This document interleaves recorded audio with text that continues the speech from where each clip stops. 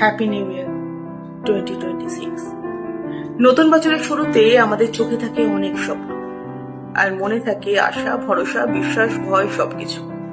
আর বছরের শেষে আমরা কিন্তু প্রত্যেকে একটা অভিজ্ঞতা সঞ্চয় করি, সেটা সুখের হোক কিংবা দুঃখের, হারিয়ে ফেলা যন্ত্রণা হোক কিংবা না চাইতে পেয়ে যাওয়ার আনন্দ।